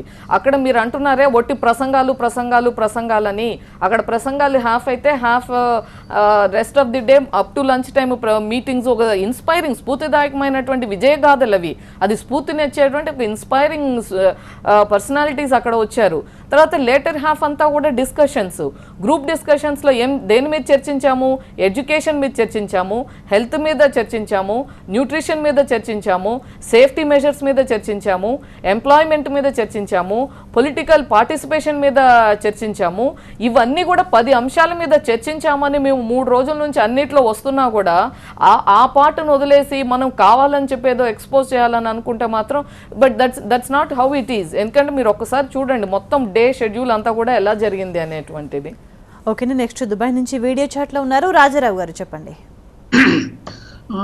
రేణుకా గారు నమస్కారం అండి. నేను రాజారావు మాట్లాడుతున్నాను దుబాయ్ నుంచి. నాది మొదటి క్వశ్చన్ ఏంటంటే, ఇప్పుడు ఈ మహిళా సాధికారిక సదస్సు ఎవరు స్పాన్సర్ చేశారండి? ఇది మన ఆంధ్రప్రదేశ్ ప్రభుత్వం స్పాన్సర్ చేసిందా, లేకుంటే ఇది మన ప్రపంచం మొత్తం మీద ఎక్కడి నుంచి అయినా సరే వచ్చిందా, లేకపోతే భారతదేశంలో ఉన్న రాష్ట్రాలన్నీ కూడా స్పాన్సర్ చేసాయా? కాకపోతే ఓన్లీ కేవలం ఆంధ్రప్రదేశ్ ఈ స్పాన్సర్ చేసిందా? అంటే ఈ మహిళా సాధికారిక సదస్సు ద్వారా మహిళలకి యొక్క సమస్యల్ని ఇది చేసి డిక్లరేషన్ ఏదో చేస్తామంటున్నారు. డిక్లరేషన్ చేసి ఆంధ్రప్రదేశ్ ప్రభుత్వం ఏం సాధించాలనుకుంటుంది? వాట్ ఈస్ ద ఆంధ్రప్రదేశ్ ప్రభుత్వం యొక్క ఆబ్జెక్టివ్ ఏంటి యాక్చువల్గా? That is number 1. నెంబర్ 2 ఏంటంటే, మనకి ఈ సదస్సులతోటి తర్వాత ఈ పండుగలతోటి పబ్బాలతోటి సరిపోతుంది, కానీ మనకు రావాల్సిన సమస్యలు, మన ఆంధ్రప్రదేశ్కి కావాల్సిన ఈ కేంద్రం నుంచి కావాల్సిన ఇటువంటి విషయాల్లో మాత్రం మన యొక్క ధ్యానం తగ్గిపోతుందేమో అనేసి నా ఉద్దేశం. ఎందుకంటే చంద్రబాబు కేంద్రం అర్థమైందండి, అయిపోయింది. ఈ కేంద్ర ప్రభుత్వం మన చంద్రబాబు నాయుడు గారిని ఇటువంటి సదస్సులతోటి, ఇటువంటి సమస్యలతోటి, క్యాష్లెస్ విధానాన్ని దీంతో రాష్ట్రం సదస్సులు వద్దు, సమీక్షలు వద్దు, డెవలప్మెంట్ వద్దు, వెల్ఫేర్ వద్దు, కానీ రాష్ట్రం ముందుకెళ్ళాలి. ఎలాంటి పట్టాల మీద రైలు అలాగే పెడితే అదే అవుతుందా? ముందుకు పరిగెట్టాలి కదా. పరిగెట్టాలంటే ఏం చేయాలి? అన్నీ చేసుకోవాలి. సదస్సుల్లో ఏమొస్తుంది అంటే, సదస్సుల ద్వారా వినూత్నమైనటువంటి ఆలోచనలతో వస్తాయి. ఎన్ ఐడియా చేంజెస్ లైఫ్ అన్నారు. అలాంటి వినూత్నమైనటువంటి ఆలోచనల కోసం పెట్టేవే ఈ సదస్సులు. 2, ఈరోజు కొత్త రాష్ట్రాన్ని మనం షోకేస్ చేసుకోవాలి. ఈరోజు అక్కడ రాజధాని కూడా లేకుండా మనం కట్టుబట్టలతో వెళ్ళినటువంటి రాష్ట్రం. అలాంటి దగ్గర పెట్టుబడులు తెచ్చుకోవాలి. ఎలా వస్తాయి పెట్టుబడులు? మా రాష్ట్రంలో ఉన్నటువంటి వనరులు ఇది, మా రాష్ట్రంలో ఉన్నటువంటి అవకాశాలు ఇది మా రాష్ట్రంలో ఉన్నటువంటి ప్రభుత్వం యొక్క పాలసీస్ ఇవి. కాబట్టి మీరు వచ్చి ఇక్కడ పెట్టుబడులు పెట్టండి అని చెప్పి వాళ్ళకి భరోసా ఇవ్వవలసినటువంటి బాధ్యత రాష్ట్ర ప్రభుత్వాలది. కాబట్టి డెఫినెట్గా సమ్మిట్స్ పెడుతుంది. ఈరోజు మొన్న CII సమ్మిట్ జరిగింది అంటే సుమారు 10.5 లక్షల కోట్లకు MOUలు అయ్యాయి అంటే అది ఇవన్నీ కూడా ఎందుకు వచ్చాయి? సమీక్షలు లేకుండానో, లేదంటే సదస్సులు పెట్టుకోకుండానో, విదేశాలకు వెళ్లకుండానో, కేంద్రంతో మనము నిత్యం సంప్రదింపులు చేయకుండానో ఉంటే ఇవన్నీ జరుగుతాయా? లేదా పక్కనే ఉన్నటువంటి ఈ రాష్ట్రంలో ఏదైతే తెలంగాణలో ఒకసారి గమనించండి, కంపారిజన్ అన్నీ ఉన్నాయి. ఇక్కడ ఇన్ఫ్రాస్ట్రక్చర్ ఉంది, సర్ప్లస్ స్టేటు అన్నీ ఉన్నప్పటికీ ఇక్కడ ఎందుకు పెట్టుబడులు రాలేదు? ఎందుకు ఆంధ్రప్రదేశ్ గవర్నమెంట్కి ఎందుకని MOUs అయ్యాయి? ఇవన్నీ ఎవరి కృషి వలన వచ్చింది? కాబట్టి ఇవన్నీ కూడా చదువుకున్నవారు, విదేశాల్లో ఉన్నవారు, మీ అందరూ కూడా చాలా ఇంటెలిజెంట్ అండ్ ఇంటలెక్టివ్ కాబట్టి మీరు గమనించాలి ఇవన్నీ కూడా. కాబట్టి ఈరోజు ఏదైతే ఇంకొకటి ఇక్కడ సమ్మిట్ అనేటువంటి ద్వారా ఎవరు దీంట్లో భాగస్వామ్యం అన్నారు? అందులో యునైటెడ్ నేషన్స్తో కూడా ఇప్పుడు MOU చేయటం జరిగింది. మొన్న జరిగినటువంటి సమ్మిట్లో వాళ్ళు కూడా పార్ట్నర్షిప్తో ఉన్నారు. At the same time MIT ఏదైతే స్కూల్ ఆఫ్ గవర్నెన్స్ అని చెప్పి మనకు పూణేలో MIT ఒకటి ఉంది. వాళ్ళు ఫస్ట్ టైము ఈ యొక్క సదస్సుని నేషనల్ విమెన్ పార్లమెంట్ని హోస్ట్ చేస్తామంటే వాళ్ళు కూడా స్కూల్ ఆఫ్ గవర్నెన్స్ నుంచి వాళ్ళు కూడా ఇందులో ఒక భాగస్వామ్యంగా వాళ్ళ పార్ట్నర్షిప్ ఉంది. రేపు భవిష్యత్తులో కూడా ఈ మహిళా సాధికారతకు సంబంధించిన దాంట్లో యునైటెడ్ నేషన్స్ వాళ్ళు కూడా ఆ విమెన్ వింగ్కి సంబంధించిన దానికి మనం MOU చేయటం కూడా జరిగింది నిన్న సమ్మిట్లో. కాబట్టి మనకు రాబోయే కాలంలో వాళ్ళ నుంచి కూడా మనకు కొంత ఈవెన్ ఫైనాన్షియల్ ఎయిడ్ కూడా వచ్చేటువంటి పరిస్థితి ఉంది. ఇవన్నీ ఈవేళ ఆంధ్రప్రదేశ్ అంటే ఇతర రాష్ట్రాలకే కాదు, మన ఇరుగు పొరుగు దేశాలకు కూడా ఇది ఒక డెస్టినీ ఫర్ డెవలప్మెంట్. ఇది ఒక sunrise state of Andhra Pradesh, ఇది ఒక happy Andhra Pradesh and happening Andhra Pradesh అనేది ఎలా తెలుస్తుంది? మనం ఏదైనా ఒక చిన్న ప్రోడక్ట్ తయారు చేస్తేనే మార్కెటింగ్కి ఇవాళ మనం చూస్తున్నాం ఎంత అడ్వర్టైజ్ చేస్తున్నారు అనేటువంటిది. ఈ గ్లోబలైజేషన్లో, ఈ కాంపిటేటివ్ వరల్డ్లో డెఫినెట్గా ప్రతి స్టేట్ కూడా ఒక యూనిట్గా తీసుకొని మా దగ్గరికి రండి అని చెప్పి మనకు ఉన్నటువంటి అన్ని అవకాశాలని షోకేస్ చేస్తేనే మన రాష్ట్రం డెవలప్మెంట్ అవుతుంది, ఎంప్లాయ్మెంట్ పెరుగుతుంది. ఓవరాల్గా మనం ఒక ఫ్యూచర్లో ఇప్పుడు ఏదైతే ఈ కష్టాలన్నీ అధిగమించాలి అంటే ఇవన్నీ కంపల్సరీ చేసుకోవాల్సిందే. గారు, మరి మహిళా పార్లమెంటేరియన్ సదస్సుకు పిలిచి అవమానించారని రోజా ఆరోపిస్తున్నారు. మరి ఎందుకు రోజాను రానివ్వకుండా అడ్డుకోవాల్సి వచ్చింది? ఏం సమాధానం చెప్తారు? ఇప్పుడు పెళ్ళికి రమ్మని ఆహ్వానిస్తాము అంటే ఇష్టం ఉంటే వెళ్ళి అక్షింతలు వేయాలి, లేకపోతే పెళ్ళికి వెళ్ళకూడదు. అంతే తప్ప అది పెళ్ళి కాదు ఇంకేదో అనో, లేదంటే పెళ్లి కూతురు ఇలా అనో అలా అనో అని ముందరే పబ్లిక్గా అనౌన్స్ చేసే వాళ్ళని మనం ఆహ్వానిస్తామా, రమ్మని మనం పలుకుతామా? తర్వాత ఆ విధంగా ఉంది రోజా యొక్క బిహేవియర్. ఆమె గురించి మళ్ళీ మనం చర్చించి ఒక మహిళగా మీరు నేను మాట్లాడుకోవాలంటాం కూడా చాలా దురదృష్టకరం. ఎందుకంటే ఆమె ఆ సదస్సు గురించి ఒక మొట్టమొదటిసారిగా మన దేశలో సగభాగమైనటువంటి 50 కోట్ల మహిళలకు సంబంధించినటువంటి ఒక సదస్సు పెడితే ఈ సదస్సుకి వెళ్ళి గొడవ చేస్తాం, లేదా అసలు ఈ సభ పెట్టే అర్హతే లేదు, ఈ సభలో ఏం చేశారని చెప్పుకుంటారు, ఇలా మాట్లాడినటువంటి వ్యక్తిని అక్కడికి వస్తానంటే అది అంటే వాళ్ళ ఇంటెన్షన్ ఏంటి, వాళ్ళ ప్రీడిటర్మైన్డ్ మైండ్ ఏంటి అనేటువంటిది చాలా క్లియర్గా చెప్పినటువంటి పరిస్థితి. అటువంటి పరిస్థితుల్లో దలైలామా లాంటి వారు, మన సుమిత్రా మహాజన్ లాంటి వాళ్ళు, అలాగే షిరీన్ షర్మిన్ చౌదరి లాంటి వాళ్ళు, ఇలా Sri Lanka first lady of Sri Lanka, Kenya నుంచి డెప్యూటీ స్పీకర్ వచ్చారు. ఇట్లాంటి వాళ్ళతో పాటు కిరణ్ బేడీ లాంటి వారు, సాగరికా గోయల్, అంటే దర్ సచ్ ఇన్స్పైరింగ్ పర్సనాలిటీస్ వచ్చి ఒక మంచి స్ఫూర్తిదాయకమైనటువంటి ఒక మంచి చర్చ జరిగేటువంటి సభకు వచ్చి రచ్చ చేసి ఈ విధంగా పబ్లిసిటీ అంటే దిస్ ఏ సేయింగ్ పాలిటిక్స్లో good or bad you have to be news అంటారు. సో మనం we can't be anyways good కాబట్టి I will follow the bad side of it అని అనుకునే దానికి మనము దానికి ఎవరు ఏం చేయగలుగుతాము? It's very unfortunate. ఎందుకంటే ఇది ఒక వ్యక్తికి సంబంధించింది కాదు, లేదా ఈ మొత్తం రాష్ట్రానికి సంబంధించినటువంటి ప్రతిష్టకు సంబంధించింది. ఈరోజు పదే ఇటువంటి కార్యక్రమాలు చేయటం మూలంగా ఆంధ్ర రాష్ట్రం అన్నా, లేదా ఇక్కడ ఉన్నటువంటి దేశంలో సుమారు ఒక 1000 నుంచి 1200 మంది వరకు మహిళా ఎమ్మెల్యేలు ఉన్నారు. ఏ ఎమ్మెల్యే అయినా మనకు ఈ దేశంలో విన్నామా? ఏ మహిళా ఎమ్మెల్యే అయినా ఇలా బిహేవ్ చేయటం, కారు నుంచి దూకేయటం, అరుపులు అరవటం, లేదంటే అక్కడే లైవ్లో పెట్టేసి వాట్సాప్లోనో లేకపోతే స్మార్ట్ ఫోన్ నుంచి సాక్షికి ఇంటర్వ్యూస్ ఇవ్వటం, అంటే అంత ప్రీడిటర్మిండ్, ఒక ప్లాన్డ్గా అనమాట. ఇది ఒక సీరియల్లో మన ఎపిసోడ్ లాగా ఇక్కడ నుండి అరుపులు అవన్నీ వీడియోలు తీయటం, మళ్ళీ వెంటనే అంటే రెడీగా అక్కడ ఎమ్మెల్యేలు మొత్తం గ్యాంగప్ అయిపోయి ర్యాలీకి రెడీగా ఉండటం, అంటే అవర్లోనే మీరు ర్యాలీ అవ్వటానికి సిద్ధమైపోయారు, డీజీని కలవటానికి ఒక బ్యాచ్ రిప్రజెంటేషన్తో రెడీగా ఉన్నారు. ఇదంతా ఎలా సాధ్యమైంది? నిజంగా మనం ప్రీప్లాన్డ్గా లేకపోతే ఇవన్నీ ఆర్గనైజ్ చేయాలంటే కనీసం ఒక రోజు టైం పడుతుంది కదా. How did it happen? అంటే is it not a preplanned program? Just to divert the whole summit అనమాట.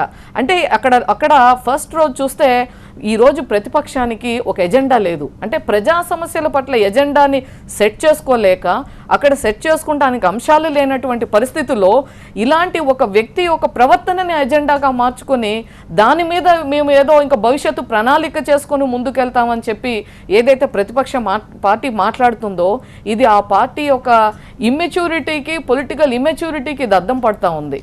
ఓకేనా, నెక్స్ట్ వర్జీనియా నుంచి వీడియో చాట్లో ఉన్నారు సాయి కుమార్ గారు, చెప్పండి. హలో సాయి కుమార్ గారు. ఓకేనంటే నిజంగా అంటే ప్రతిపక్షం చెప్పండి.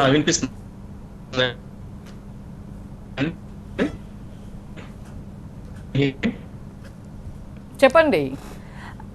ఓకే అండి, టెక్నికల్ ఇష్యూస్. అంటే ఏపీలో టీడీపీ వైసీపీ మధ్య ప్రధానంగా వైరం కొనసాగుతోంది, ఇది అభివృద్ధికి ఆటంకం కలిగిస్తోంది అని చాలామంది అభిప్రాయపడుతున్నారు. మరి దీనికి మీరేం సమాధానం చెప్తారు? డెఫినెట్గా ప్రతిపక్షానికి ఒక సూచన చేస్తున్నాం, నిర్మాణాత్మకమైన సూచనలు ఇవ్వండి, లేదంటే మరి చేసేటువంటి కార్యక్రమంలో మీరు అవరోధంగా మాత్రం మారకండి. అవరోధంగా మారి మనం చరిత్రలో ఒక మచ్చగా ఉండిపోకండి. ఒక ప్రతిపక్షానికి కూడా ఒక ప్రజాస్వామ్యంలో ప్రతిపక్షం యొక్క పాత్ర ఎంతో ఉంది. అది విలువైనటువంటి పాత్ర. ప్రభుత్వం చేసేటువంటి కార్యక్రమాల్ని ఎప్పటికప్పుడు నిశితంగా పరిశీలిస్తూ ప్రజల యొక్క అవసరాలని ఏదైనా ఉంటే వాళ్ళ యొక్క ఆకాంక్షల మేరకు నడుచుకోవాల్సినటువంటి బాధ్యత కూడా ప్రతిపక్షాల మీద ఉంది. ఈరోజు అవన్నీ పక్కన పెట్టి ఒక నేవీ ఫ్లీట్ అంటే తునిలో 2 రోజుల ముందు తుని విధ్వంసం అంటే ఏంటి అంటే ఈ ప్లేస్ ఈ రాష్ట్రము ఇట్స్ అన్సేఫ్ అనేటువంటిది ప్రొజెక్ట్ చేయాలి. That's the aim. అలాగే మనం సిఐఐ సబ్మిట్ అంటే కరెక్ట్గా దాని ముందు రోజు ఈ యొక్క బీచ్ పాలిటిక్స్ లేదంటే ఎయిర్పోర్ట్ పాలిటిక్స్ ఏంటి ఫోటోషూట్ పాలిటిక్స్ ఇంకెంతకాలం చేస్తారు? ఇప్పుడు 3 years అయిపోతుంది కాబట్టి ఒక కన్స్ట్రక్టివ్ పాలిటిక్స్ చేయండి.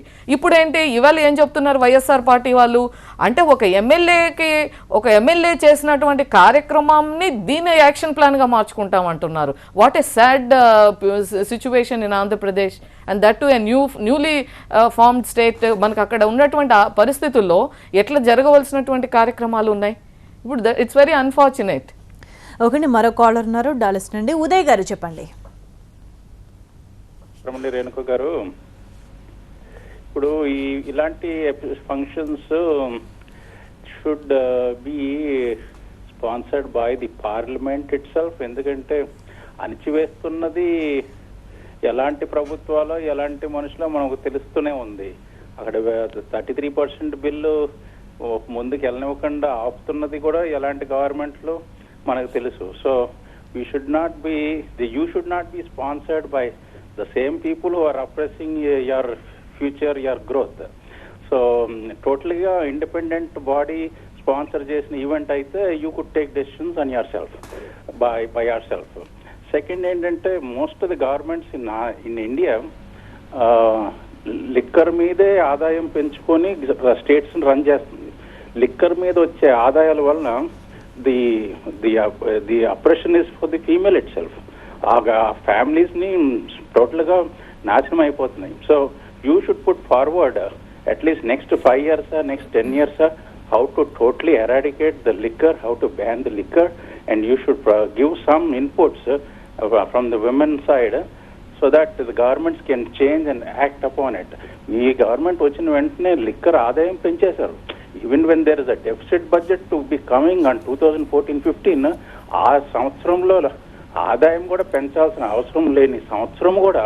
ఉదయ్ గారు, మా గవర్నమెంట్ వచ్చిన తర్వాత ఫస్ట్ సంతకం ముఖ్యమంత్రిగా ప్రమాణ స్వీకారం చేసిన వెంటనే పెట్టినటువంటి మొట్టమొదటి సంతకం బెల్ట్ షాపుల్ని రద్దు చేస్తూ నిర్ణయం తీసుకుంది.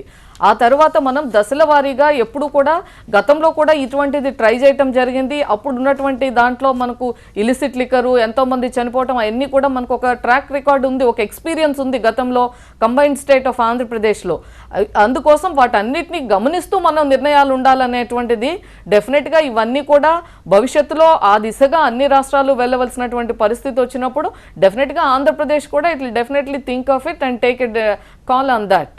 ఇంకోటి వచ్చేప్పటికి ఇది సెంట్రల్ గవర్నమెంట్ నిర్వహించాలి అంటున్నారు. ఇది ఇట్స్ నాట్, నేను ఎంత ముందర అన్నట్లుగా the summit is not just meant for the 33% reservation for women. It's for the టోటల్గా ఎంపవర్మెంట్, మహిళా సాధికారత గురించి.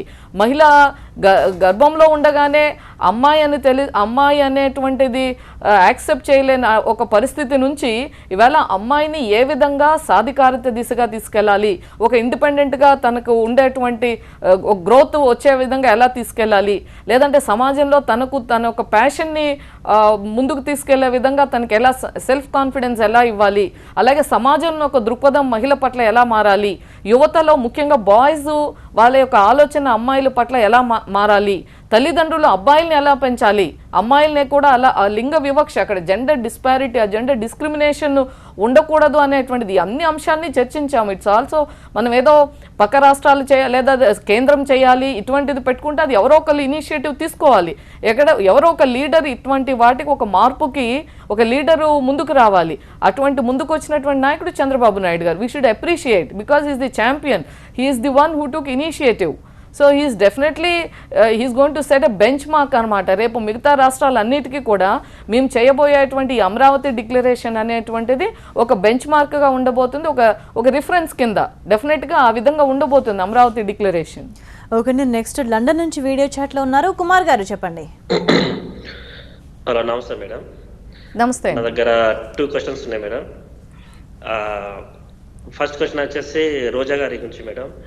మీరు ఇంతకుముందు అంటున్నారు రోజా గారు ఇన్వైట్ చేస్తాం, బట్ వాళ్ళు మనకి రాంగ్ ఇన్ఫర్మేషన్ పాస్ చేస్తున్నారు, మేము అంటే బాగా జరగనివ్వమని. బట్ థౌజండ్స్ ఆఫ్ మెంబర్స్లలో రోజా గారు సింగిల్ ఉంటారు కాబట్టి మీరు అలా ఎలా చెప్పగలుగుతారు మేడం రోజా గారు ఆ ఫంక్షన్ని స్పాయిల్ చేసే ఛాన్స్ ఉందని? నాకు తెలిసి టీడీపీ పార్టీ కొంచెం సిల్లీగా థింక్ చేసిందని నా వ్యూ మేడం. ఇంకొకటి మేడం, సెకండ్ పాయింట్, ఇంతకుముందు జస్ట్ లైక్ 5 minutes బ్యాక్ మీరు ఒక క్వశ్చన్ రేజ్ చేశారు అన్నారు, పక్క రాష్ట్రాల్లో కంపెనీస్ రాకుండా మన ఆంధ్రప్రదేశ్కి వస్తున్నాయని. మేడం, కేసీఆర్ గారు వచ్చాక హైదరాబాద్కి యాపిల్ కంపెనీ వచ్చాయి, గూగుల్ వచ్చాయి, అమెజాన్ వచ్చాయి. సో ఐ థింక్ అది ఫేర్ కాదు మేడం మీరు అలా అనడం. పక్క రాష్ట్రాల్లో అన్ని ఉండి కూడా మన దానికి వస్తున్నాయి. పక్క రాష్ట్రాల్లో అఫీషియల్ గానే 73,000 కోట్ల పెట్టుబడులు వచ్చాయని మేము కాదు, అఫీషియల్ గా వాళ్ళే చెప్తున్నారు ఆ స్టేట్ గవర్నమెంట్. సో మా దగ్గర ఏమొచ్చాయనేది మేము చెప్తున్నాం. మేము ఇప్పటికే 3.25 lakh crores గ్రౌండ్ అయ్యాయి అని with all the details district wise industry wise మేము ఇచ్చాము. So that's what I'm saying. అది లాస్ట్ ఇయర్ది. ఇప్పుడు ఈ ఇయర్ అయినటువంటి సమిట్లో ఇంకా ఎక్కువ మనకి 10.5 lakh crores ఇప్పుడు ఎంఓయూస్ అయ్యాయి అనేది. That's how I compared between Andhra and Telangana. That's not నేను ఇచ్చినటువంటి ఫిగర్స్ కాదు, అది officially announced figures by Telangana state. Okay అండి, దెన్ తమిళనాడులో జల్లికట్టు ఉద్యమంతో మళ్ళీ ఏపీలో ప్రత్యేక హోదాకు సంబంధించి డిమాండ్ అనేది ఉధృతమైందంటే ఈ నేపథ్యంలో టీడీపీ ఏమైనా అప్పీల్ చేస్తుందా కేంద్రానికి ప్రత్యేక హోదాకు సంబంధించి? ఇప్పుడు ప్రత్యేక హోదా అనేటువంటిది ఈ నెలతోటి completely it's out of it. ఇంకా ప్రత్యేక తరగతి హోదా అనేటువంటిది మన భారతదేశంలో ఇంకా లేదు. ఇక it's all over, it's a gone, it's a history. అయిపోయిన దానికి మనం పట్టుకొని ఇంకా ప్రత్యేక తరగతి హోదా అనుకుంటూ ఉంటే ఇప్పుడు మనకి రావాల్సినటువంటి కూడా ఇంకా డిలే అయ్యేటువంటి పరిస్థితి. ఈరోజు మనం అది ముందరే మేల్కొన్నాం కాబట్టి ఏదైతే మనకు ప్రత్యేక తరగతి హోదా నుండి వచ్చేటువంటి బెనిఫిట్స్ ఉన్నాయో ఈ రాష్ట్రానికి, ఆ బెనిఫిట్స్ అన్నీ సమ్ అదర్ ఫామ్ వాళ్ళు కాంపెన్సేట్ చేస్తామన్నప్పుడు దాన్ని యాక్సెప్ట్ చేసుకుని ముందుకెళ్ళాలి. అంతే తప్ప రాజకీయంగా ఏదైతే ఈరోజు అపోజిషన్ కానీ కొద్దిమంది మేధావులు కానీ దీన్ని ప్రత్యేక హోదా వస్తేనే అని చెప్పి, అంటే everybody now these days people are suffering from identity crisis ఏమో అని అనిపిస్తూ ఉంది. ఈరోజు చంద్రబాబు నాయుడు గారికి ఉన్నటువంటి అనుభవంతో ఈరోజు ఏదైనా ఇంకా ఎడిషనల్గా నిధులు వస్తే కంఫర్ట్ ఎవరికి? రూలర్కి. అంటే అది ఈరోజు ముఖ్యమంత్రిగా ఉన్నటువంటి చంద్రబాబు నాయుడు గారికి. ఆయన గతంలో అనుభవం ఉంది. గతంలో ఒక అలయన్స్లో వాజ్పేయి గారి గవర్నమెంట్లోనూ అనేక నిధులు తీసుకొచ్చారు. అలాగే ఇప్పుడు కూడా మన రాష్ట్రానికి రావాల్సినటువంటి నిధులను తెచ్చుకుంటాం కానీ లేదా ఇంకొక రకంగా మనం కేంద్రంతో సఖ్యతతో ఉండటం మూలంగా వచ్చేటువంటి అడ్వాంటేజెస్ని ఎవరు స్టేక్ చేస్తారు?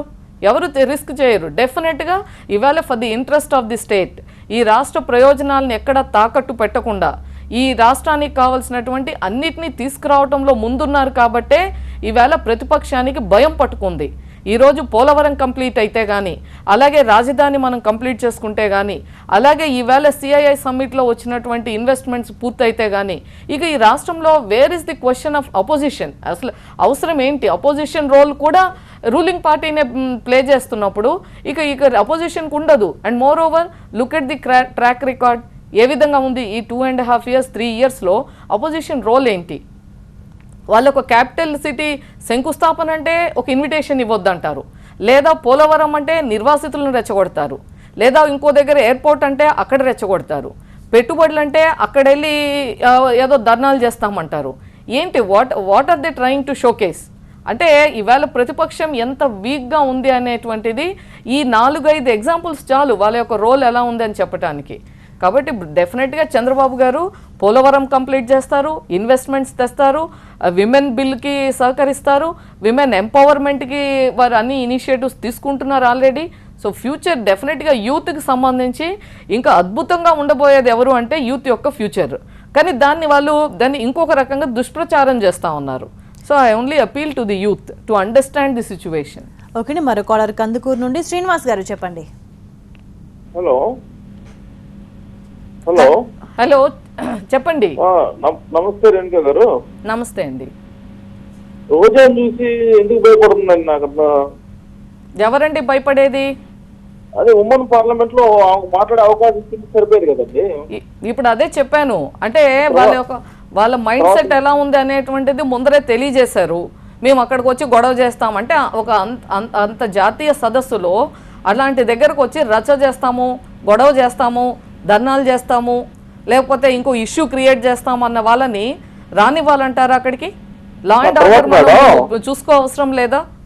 Is it not the responsibility of the state government to see that అక్కడ అంతా పీస్ఫుల్గా ఒక జాతీయ అంతర్జాతీయ నాయకులు ఉన్నారు, ఎంతోమంది పార్లమెంటేరియన్స్ ఉన్నారు, స్పీకర్స్ వేరియస్ స్టేట్స్ నుంచి స్పీకర్స్ వచ్చారు, జమ్మూ కాశ్మీర్ నుంచి 3 మంత్రులు వచ్చారు, అక్కడ స్పీకర్ వచ్చారు, అక్కడ మండలి చైర్మన్ వచ్చారు, ఆప్ నుంచి 3 ఎమ్మెల్యేస్ వచ్చారు, ఢిల్లీ స్పీకర్ వచ్చారు, వెస్ట్ బెంగాల్ నుంచి వచ్చారు. ఇక్కడ రాజకీయంగా ఏదో ఎన్డీఏ అలయన్స్ పార్టీసే కాదు, త్రిపుర నుంచి వచ్చారు, కేరళ నుండి వచ్చారు, కర్ణాటక నుండి వచ్చారు, మహారాష్ట్ర నుంచి వచ్చారు. అంటే మనం ఈరోజు ఎంత మంచి పార్టిసిపేషన్ ఉన్నటువంటి అలాంటి సదస్సులో వచ్చి చూడండి ఎంత రచ్చ చేసేసి మొత్తం ఇష్యూని ఇవాళ మనందరం కూడా దేని మీద చర్చించుకోవాల్సింది? అక్కడ జరిగినటువంటి సదస్సు, దానికి భవిష్యత్తుకు లింక్ చేసుకొని మాట్లాడుకోవాల్సింది పోగా ఇలాంటి వాటి గురించి మాట్లాడుకుంటాం అనేటువంటిది it's unfortunate. Okay, next Bengaluru నుంచి వీడియో చాట్లో ఉన్నారు ఖాదర్ వలి గారు, చెప్పండి. Hello, good evening ma'am. Good evening అండి. మేడం, నేను ఒక క్వశ్చన్ అడగదలుచుకున్నాను రేణుకా మేడంకి. చెప్పండి. మేడం, ఇప్పుడు మహిళా సదస్సు కోసము నిర్వహిస్తున్నారు, చాలా బాగుంది మేడం. మన దేశం గురించి మన మహిళల గురించి చేయాలని చాలా గొప్పగా చెప్తున్నారు. మన రాష్ట్ర స్పీకర్ అయిన కోడలి శివప్రసాద్ వాళ్ళ కోడల్ని ఇంట్లో అందరికీ మంచి చేయాలని మీడియా ద్వారా తెలియజేస్తున్నారు, కానీ ఇంట్లో కోడల్ని హింసిస్తున్నది మీడియాలో ఎందుకు రావట్లేదు? వాళ్ళ కొడుకుని ఎందుకు ఇవ్వట్లేదు? ఎంత ఏడుస్తున్నారు? ఒక్క స్పీకర్ గారు కోడలు ఒకటి ఒక వ్యక్తిగత అంశము, రెండవది వచ్చి we don't know the other side of story. మీరు ఒక సైడ్ ఆఫ్ ది స్టోరీని విని మనం జడ్జిమెంటల్గా వెళ్తున్నాము. So let them deal with the other side also, ఏముంది అనేటువంటిది చూసి, అది ఆ కుటుంబానికి సంబంధించినటువంటి విషయం కాబట్టి it's totally a private affair, ఒక కుటుంబానికి సంబంధించింది. మనకి ఇంకొక సైడ్ ఏం జరిగింది అనేటువంటిది తెలియదు కాబట్టి అది దానికి తగిన విధంగా వాళ్ళు డీల్ చేసి దాన్ని సాల్వ్ చేసుకోవాలని మాత్రం మనం కోరగలము. ఓకేనండి, ప్రత్యేక హోదా విషయానికి వస్తే ప్రత్యేక హోదా వల్ల ఇండస్ట్రీస్ వస్తాయి, జాబ్స్ వస్తాయని చెప్పి ప్రజా సంఘాలు, ప్రతిపక్షాలు అందరూ కలిసి ఒకే మాట మాట్లాడుతున్న పరిస్థితి ఉందంటే ప్యాకేజీ వల్ల ఇవేవి వచ్చే ఛాన్సెస్ లేవంటారా, వస్తాయంటారా? ప్యాకేజీ వలన already we are seeing the fruits. ఎందుకు? పోలవరంకి ఆల్రెడీ 2,000 కోట్ల రూపాయలు నబార్డ్ నుండి ఇచ్చారు. మనకు అదే స్పెషల్ కేటగిరీ స్టేటస్ అంటే ఇప్పటి వరకు ఏ ప్రాజెక్ట్కి కూడా, ఈవెన్ జాతీయ ప్రాజెక్ట్ అన్న దేనికి కూడా 70 నుంచి 90% లోపించారు తప్ప 100% ఏ ప్రాజెక్ట్కి ఇవ్వలేదు. But for the first time పోలవరంకి అయ్యే ప్రాజెక్టుకి 100% కేంద్రం భరిస్తుందని చెప్పి ఆ విధంగా ప్రభుత్వం అనౌన్స్ చేసింది. దాంట్లో భాగంగా నబార్డ్ నుంచి మనకి 2,000 కోట్లు ఇవ్వటం కూడా జరిగింది. అదే కాకుండా మొన్న అనౌన్స్ చేసినటువంటి ఈ 17-18 బడ్జెట్లో నబార్డ్కి గత బడ్జెట్ కన్నా అడిషనల్గా ఈ సంవత్సరం 20,000 కోట్లు పెట్టారు. మొత్తం 41,000 కోట్ల రూపాయలు నబార్డ్కి ఈ ఇయర్ బడ్జెట్లో అలొకేషన్ ఇచ్చారు. అంటే వాట్ ఈస్ ద 20,000 ఫర్? డెఫినెట్గా మనకు నబార్డ్ నుండి ఆ వెసులుబాటు ఇచ్చి కేంద్ర ప్రభుత్వం చేస్తా అన్నారు కాబట్టి పోలవరం ఇంకా స్పీడప్ చేస్తే ఏదైతే అనుకుంటున్నామో 2019 నాటికి పూర్తి స్థాయిలో కంప్లీట్ చేయాలని అది సాధ్యమవుతుంది. రెండవది వచ్చేప్పటికి మనకి ఏదైతే ఈఏపీ ఎక్స్టర్నల్ ఎయిడెడ్ ప్రాజెక్ట్స్ ఇప్పటికే 42,000 కోట్ల రూపాయలకు సంబంధించిన ఈఏపీ ప్రాజెక్ట్స్ని ఆల్రెడీ మనం డిపిఆర్స్ చేసి మనం కేంద్రానికి పంపించాము. ఇవన్నీ కూడా కంప్లీట్ అయితే వచ్చేటువంటి బెనిఫిట్ ఇంతకుముందు మనకి ఇంత లేదు వెసులుబాటు. కాబట్టి ఇప్పుడు అవన్నీ కూడా దాని మూలంగా వచ్చే లబ్ధి అంతా చూస్తే మనకి స్పెషల్ కేటగిరీ స్టేటస్ కంటే వచ్చే దానికంటే ఎక్కువగా ఉంది. కాబట్టి ఇప్పుడు and it's no longer existing. ఈ స్పెషల్ కేటగిరీ స్టేటస్ అనేటువంటిది ఇక అయిపోయింది. అన్ని స్టేట్స్కి ఏదైతే 11 రాష్ట్రాలకు ఉందని చెప్పుకున్నామో గతంలో, అందులో 9 రాష్ట్రాలకి అయిపోయింది, వాళ్ళకి ఎక్స్టెండ్ చేయలేదు. అందులో కూడా ఇన్సెంటివ్స్ లేవు స్పెషల్ కేటగిరీ స్టేటస్లో. ఇప్పుడు ఉన్నటువంటి 3 రాష్ట్రాలకు కూడా రేపు మార్చ్ ఎండ్ కల్లా క్లోజ్ అయిపోతుంది. కాబట్టి ఇక భారతదేశంలో ఏ రాష్ట్రానికి ఇది ఇవ్వము. ఒక 14th ఫైనాన్స్ కమిషన్ కొన్ని రికమెండేషన్స్ ఇచ్చింది. ఏది డెవల్యూషన్ ఆఫ్ ఫండ్స్లోనే 32% నుంచి 42% ఇస్తున్నాం కాబట్టి ఈ సెంట్రలీ స్పాన్సర్డ్ స్కీమ్స్ కూడా కొన్ని తగ్గించటం మూలంగా ఆ వెసులుబాటు రాష్ట్రాలకు ఇచ్చింది. కాబట్టి అనేక రికమెండేషన్స్లో ఇక అవసరం లేదు అని వాళ్ళు చెప్పడం మూలంగా ఇన్ ఎడిషన్ ఇండైరెక్ట్గా మనకి బెనిఫిట్ ఇస్తామన్నారు. So why not take it instead of మనం దానికోసం పోరాటం చేస్తూ అది రాదు అని తెలిసిన తర్వాత కూడా మనం ఇంకా అటువైపు పరిగెడతాం మూలంగా అది అర్థం లేనటువంటిది, అది అనుభవం లేనటువంటి రాజకీయ నాయకులు కానీ వ్యక్తులు కానీ మాట్లాడేటువంటిది. కాబట్టి ఈవేళ చేసుకున్న నిర్ణయం మూలంగానే ద స్టేట్ ఈస్ రన్నింగ్. ఎందుకు ఇంత ఓవరాల్ గ్లోబల్ ఎకానమీ క్రైసిస్ ఉంది, ఇలాంటి పరిస్థితుల్లో కూడా ఎందుకు ఆంధ్రప్రదేశ్ గ్రోత్ రేటు 12.9% ఎందుకు చూపించగలిగింది ఈ సంవత్సరం? గత సంవత్సరం ఎందుకు 10% గ్రోత్ రేట్ వచ్చింది? నేషనల్ యావరేజ్ కన్నా ఎందుకు ముందుకు వెళ్ళగలుగుతున్నాం? ఈవెన్ అగ్రికల్చర్ అండ్ అలైడ్లో ఎంత ప్రోగ్రెస్ కనిపించింది? ఇవన్నీ గమనించాలి. సో అంటే మనం ఏదో బ్లైండ్గా కొన్ని పార్టీలో కొద్దిమంది మాట్లాడే మాటల్ని పట్టుకొని వెళ్ళిపోకుండా think logically, then you will get the answers. Okay, మరో కాలర్ రెడీగా ఉన్నారు చెన్నై నుండి. జగన్మోహన్ గారు చెప్పండి. Good morning, good evening Renuka garu and madam. నా 3 క్వశ్చన్లు ఉన్నాయండి.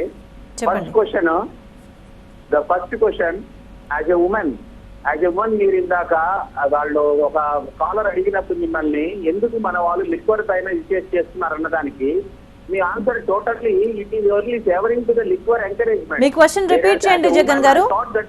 No, I didn't get your question. Can you please repeat? మీరు మళ్ళీ ఒకసారి ప్రశ్న అడుగుతారా?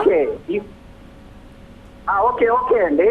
What my question is, madam గారి ఇందాక ఒక కాలర్ లిక్వర్ దాని గురించి అడిగినప్పుడు తను దానికి ఆ లిక్వర్ గవర్నమెంట్ చేస్తున్నదంతా చాలా చాలా సపోర్టివ్ గా మాట్లాడారు. As a women, we were expecting that she will be the first person to say yes, it should be followed. However, you have your own problem. I'm not denying it. But at the same time, you have given an answer as you are doing the women empowerment, women those things, so many things you are speaking. But at the same time, you are directly supporting the liquor problem. You are encouraging the government. I think you have misunderstood my answer. See, నేనేం చెప్పాను ఇందాక, ఇది first మేము వచ్చిన తర్వాత ముఖ్యమంత్రిగా చంద్రబాబు నాయుడు గారు ప్రమాణ స్వీకారం చేసిన వెంటనే బెల్ట్ షాప్స్ తీసేసే ఫైల్ మీద సంతకం పెట్టారు అని చెప్పాను. గతంలో చూసాం 10 సంవత్సరాలు విచ్చలవిడిగా ప్రతి గల్లీకి ప్రతి 10 ఇళ్లకి ఒక బెల్ట్ షాప్ వచ్చినటువంటి పరిస్థితి. దాన్ని తగ్గించగలిగాము. ఇప్పుడు మనం లీగలైజ్ చేసిన తర్వాత ఏదైతే ఇలిసిట్ లిక్కర్ కల్తీ మద్యం కానీ అటువంటి వాటి మీద చాలా స్ట్రిక్ట్గా వెళ్ళటం జరిగింది. మీరు చూసాం గతంలో ఇక్కడ విజయవాడలో లాస్ట్ ఇయర్ జరిగినటువంటి ఇన్సిడెంటు, సుమారు 7 మంది చనిపోయినటువంటి పరిస్థితి, ఇవన్నీ చూసాము. నేనేమంటానంటే మద్యపాన నిషేధం అనేటువంటిది చేస్తే ఇది దేశవ్యాప్తంగా జరగాలి. ఎందుకు ఒక రాష్ట్రంలో తీసుకున్న తర్వాత గతంలో కూడా మనం మద్యపాన నిషేధం పెట్టినప్పుడు ఇతర రాష్ట్రాల నుంచి స్మగుల్ అవటం కానీ లేదా మన రాష్ట్రంలోనే ఈ కల్తీ మద్యం తయారు చేయటం మూలంగా కానీ అనుకున్నటువంటి లక్ష్యాలను చేరుకోలేకపోయినటువంటి అనుభవం గతంలో ఉంది ఉమ్మడి ఆంధ్రప్రదేశ్లో. కాబట్టి ఈవేళ మద్యం అనేటువంటిది ఆదాయ వనరుగా చూడకూడదు. కానీ ఎట్ ది సేమ్ టైం అటువంటి నిర్ణయం దిశగా వెళ్ళేప్పుడు ఆల్టర్నేట్ మెజర్స్ అన్నీ కూడా మనము స్ట్రెంథన్ చేసుకున్న తర్వాతే అటువంటి నిర్ణయం దిశగా ఆలోచించి చెయ్యాలి అని చెప్పి అన్నాను. So I think you have understood it wrongly. Okay, నేను మరో కాలర్ గుంటూరు నుంచి ఉన్నారు. రమణారెడ్డి గారు చెప్పండి. హలో రమణారెడ్డి గారు. ఓకే అండి, జనసేన అధ్యక్షుడు పవన్ కళ్యాణ్ కూడా అంటే ప్రత్యేక హోదా కోసం పోరాటం చేస్తానంటున్నారు. మరి ఆయన చెప్పేదానికి మీరేం ఆన్సర్ చేస్తారు? ఎవరైనా ఇక్కడ ఇండివిజువల్ కాదు, అల్టిమేట్గా స్టేట్ యొక్క ఇంట్రెస్ట్. ఇక్కడ పవన్ కళ్యాణ్ గారా లేకపోతే ఇంకొకరా లేదా అపోజిషన్ పార్టీయా అనే దానికన్నా కూడా ఎవరు మాట్లాడినా కూడా అల్టిమేట్గా ఏంటి, రాష్ట్రానికి కేంద్రం నుంచి రావాల్సినటువంటి నిధులు, వాళ్ళు ఇచ్చినటువంటి హామీలను నెరవేర్చుకోవటం, అలాగే ఈ రాష్ట్రం అల్టిమేట్గా డెవలప్ అవ్వాలి. That is the aim. ఎవరికైనా ఆకాంక్ష ఏంటి, ఎవరికైనా కోరిక ఏంటి, ఆంధ్రప్రదేశ్ అభివృద్ధి చెందాలి, ఆంధ్రప్రదేశ్లో ఉద్యోగాలు రావాలి, ఆంధ్రప్రదేశ్లో సంక్షేమ కార్యక్రమాలు బాగా జరగాలి. ఇవన్నీ జరగాలంటే అల్టిమేట్గా ఏం జరగాలి, ఇన్వెస్ట్మెంట్స్ రావాలి, ఇరిగేషన్ కరువు రహిత రాష్ట్రంగా అవ్వాలి. ఈ అందుకే మిషన్ మోడ్లో వెళ్తుంది. Now Andhra Pradesh is in a mission mode అన్నమాట. అది ఒక ఫాస్ట్ ట్రాక్లో డెవలప్ అవుతున్నటువంటి రాష్ట్రం భారతదేశంలో ఏదైనా ఉంది అంటే అది ఆంధ్రప్రదేశ్. కాబట్టి పవన్ కళ్యాణ్ గారు కూడా డెఫినెట్గా I'm sure he will understand. Because ఇది ఇంతకుముందు నేను చెప్పినట్టుగా అనేక సందర్భాలు డైలీ మనము స్పెషల్ కేటగిరీ స్టేటస్ గురించి చర్చిస్తూనే ఉన్నాము. ఇక స్టేటస్ అనేటువంటిది లేదు, దానికి ఆప్షన్ ఏంటి అనేటువంటిది చర్చించాము. ఇప్పుడు ఒక్కొక్కసారి ఏంటి టైం టు టైం చేంజ్ అవుతూ ఉంటాయి. చేంజ్ అయినప్పుడు కొన్ని మందులు ఎక్స్పైర్ కొన్నిసార్లు పేరు తీసేస్తాము. జనరిక్ నేమ్ ఉంటుంది బట్ ట్రేడ్ నేమ్ ఉండదు. సో లైక్ వైజ్ ఇప్పుడు స్పెషల్ కేటగిరీ స్టేటస్ లేదు, the word is not there, but all the benefit that are there in that వాళ్ళు అది ఇస్తాము అన్నప్పుడు అది తీసుకొని వీ మస్ట్ మూవ్ ఫార్వర్డ్. అంతే తప్ప ఊరికే దీన్ని పట్టుకొని అవని పని గురించి మనం పట్టుకొని ఉండటం అనేటువంటిది ఇట్ ఈస్ నాట్ అది ఇమ్మెచ్యూరిటీ అని నేను భావిస్తున్నాను. ఒకనంటే కేంద్రంలో బీజేపీ అధికారంలో ఉంది, దానికి టీడీపీ మిత్రపక్షం అయినప్పటికీ కూడా వైజాగ్ ప్రత్యేక రైల్వే జోన్ అనేది రాలేదు. అంటే అది మీ ఫెయిల్యూర్ అని మీరు ఒప్పుకుంటారా? ఇప్పుడు విశాఖ రైల్వే జోన్ అనేది ఇట్స్ నాట్ టుడేస్ డిమాండ్ కాదు. గత 2-3 దశాబ్దాలుగా విశాఖకు రైల్వే జోన్ కావాలనేటువంటిది ఉంది. గతంలో కాంగ్రెస్ అటు కేంద్రంలో రాష్ట్రంలో అధికారంలో ఉన్నప్పటి నుంచి కూడా ఉంది. బట్ అప్పుడు ఇంకా ఈజీగా అయ్యి ఉండేది పరిస్థితి. ఇప్పుడు రాష్ట్ర విభజన జరిగిన తర్వాత మనకు ఒక రీఆర్గనైజేషన్ యాక్ట్ వచ్చింది. ఆ యాక్ట్లో ఏంటి, you see the feasibility of the అక్కడ development of railway zone at Visakha అని ఉంది. ఎప్పుడైతే ఫీజిబిలిటీ అన్నారో ఆ రైల్వే రిపోర్ట్స్ వాళ్ళు డిపిఆర్ అది చేసినప్పుడు అది ఫీజిబుల్గా లేదు అని ఇచ్చారు. అందుమూలంగానే ఏదైతే యాక్టులో సరిగా లేకపోవటం మూలంగానే మనకి దుగ్గరాజపట్నం పోర్టు, అలాగే కడప ఉక్కు కర్మాగారం, ఈ విశాఖ జోన్ మీద కొంత యాంబిగ్విటీ ఉంది. అయినప్పటికీ కూడా డెఫినెట్గా లాస్ట్ టైం కూడా సురేష్ ప్రభు గారు కూడా దాని మీద ఇచ్చారు, హామీ ఇచ్చారు. అలాగే ఈ రాష్ట్రానికి చెందినటువంటి పెద్దలు వెంకయ్య నాయుడు గారు కూడా దాని మీద డెఫినెట్గా ఒక పాజిటివ్గా నిర్ణయం వస్తుందని చెప్తున్నారు. మేము కూడా అది ఫీజిబిలిటీ అనేది కాదు, అక్కడ అది వాళ్ళ ఒక హక్కుగా భావిస్తున్నారు కాబట్టి దాన్ని కన్సిడరేషన్లోకి తీసుకొని అది శాంక్షన్ అవుతుందని అనుకుంటున్నాం. ఐఎమ్ షూర్ అది నెక్స్ట్ సెషన్ కైనా అవుతుందని అనుకుంటున్నాం. వీఆర్ వెరీ పాజిటివ్ అండ్ అష్యూర్డ్గా ఉన్నాం. ఒకనంటే మహిళా పార్లమెంటేరియన్ సదస్సు నిర్వాహకులుగా అంటే ఏపీ గవర్నమెంట్ అంటే టీడీపీలో మరి మహిళల ప్రాతినిధ్యం పెంచే దిశగా ఏమైనా చేస్తుందా పర్సనలీ? డెఫినెట్గా ఇంతకుముందు చూసాము. అసలు మొట్టమొదటిసారి తెలుగుదేశం పార్టీయే మహిళల పక్షపాత పార్టీ. మనం ఆ రోజు అన్న ఎన్టీఆర్, ఈరోజు చంద్రబాబు నాయుడు గారు అనేక కార్యక్రమాలు ఏది మామూలుగా అసలు విమెన్కి ఆస్తి హక్కు కల్పించటం కానీ, రిజర్వేషన్స్ స్థానిక సంస్థల్లో 9%తో మొదలు పెట్టడం కానీ, పద్మావతి యూనివర్సిటీ పెట్టడం కానీ మహిళల కోసం, అలాగే ఉద్యోగాల్లో వాళ్ళకి అవకాశాలు కల్పించడం కానీ, ఇప్పుడు సెల్ఫ్ హెల్ప్ గ్రూప్స్ కానీ, తర్వాత ఈ విధంగా ఇవి డెఫినెట్గా రావాలి. ఇప్పుడు ఇట్స్ నాట్ ఎప్పుడు welfare, it's not just giving and giving. మనము వాళ్ళకు ప్రతిరోజు చేప ఇచ్చే కంటే వాళ్ళకి ఫిషింగ్ నేర్పించాలి అంటాం కదా, అట్లాగా ఎంతకాలం మనము ఇలా ఇస్తూనే ఉండటం అనేది కాకుండా వాళ్ళకు కూడా సాధికారిత ఒక రాజకీయంగా కానీ, సామాజికంగా కానీ, ఆర్థికంగా కానీ, ఎందుకంటే everything is linked with the అల్టిమేట్గా ఫైనాన్షియల్ సెక్యూరిటీ. కాబట్టి ఎప్పుడైతే ఆర్థిక స్వావలంబన ఉంటుందో ఆ కుటుంబం కానీ, ఆ మహిళ కానీ దానికి సెల్ఫ్ కాన్ఫిడెన్స్ పెరుగుతుంది. ఆ తర్వాత కుటుంబంకి ఆమె బెటర్గా లైఫ్ ఇవ్వగలుగుతుంది. ఒక మహిళ డెఫినెట్గా ఎడ్యుకేషన్ ఇవ్వాలి మహిళలకి. ఇవన్నీ కూడా it's all part of empowerment. ఏది ఎడ్యుకేషను, హెల్త్, వాళ్ళకు nutrition, everything is part of empowerment. Right Renuka గారు, వారధికి వచ్చి మీ అభిప్రాయాలు షేర్ చేసినందుకు థ్యాంక్ యూ సో మచ్ అండి. ఇది వాటి వారధి. చూస్తూనే ఉండండి TV9.